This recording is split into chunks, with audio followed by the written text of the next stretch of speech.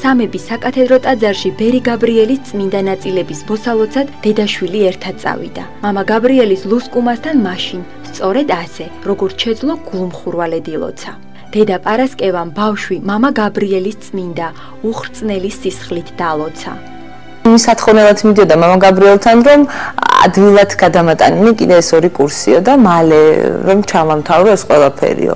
და მივედით დედა პარასკევასთან, რომელიც იქვე იჯდა და დედა პარასკევამ დაალოცა ნანუკა, უთხრა რომ ყველაფერი კარგად იქნებოდა, თუ რწმენით ხარ, უთხრა ნანუკამ, შეეკითხა ნანუკას, უთხრა ნანუკამ, უთხრა კიო, დაალოცა, უთხრა რომ აუცილებლად შეგისრულეს მამა გაბრიელიო სურვილსო და ამოსვლის წინ გითხრა რომ ტომოგრაფია ბავშვს გადაუღეთ აუცილებლადო.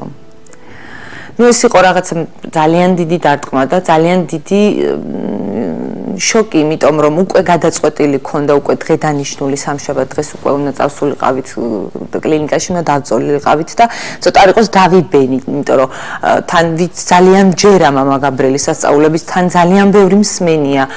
და ამ დროს ექიმები ამბობენ რომ უნდა დავწვეთ და ეს ყველაფერი უნდა გავაგრძელოთ. ერთი რამ ზუსტად ვიცოდი რომ ახლიდან უნდა გადამეღო ტომოგრაფია. მიუხედავად იმისა რომ გადაღებული ქონდა ახალი იმ რადიოლოგმა რომელმაც ტომოგრაფია გადაუღო გია წიწევაძემ იმანაც იცოდა ეს ისტორია რომ მივედი და მოუყევი ეს ყველაფერი. მან ძველი ტომოგრაფიის გადაღებული დისკებიც ნახა რომ ნამდვილად იყო იქ სითხე მენჯის ღრუში, ნამდვილად იყო ნაწლავის გასქელება და ეს რომ მოუყევი მითხრა რომ მიუხედავად იმისა რომ ახალი გადაღებული გაქვს ტომოგრაფია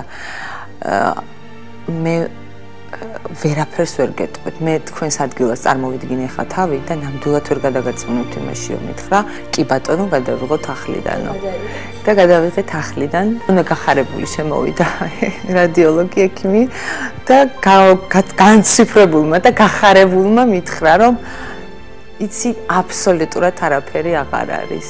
მე წერ დასკვნაში ნორმას. ისეთი რამე მოხდა, რაც მარტო გაგებული მქონდა სხვებისგან. და ესე მოყოლით ამბად და ესეთ სასწაული დაგვემართა ჩვენც.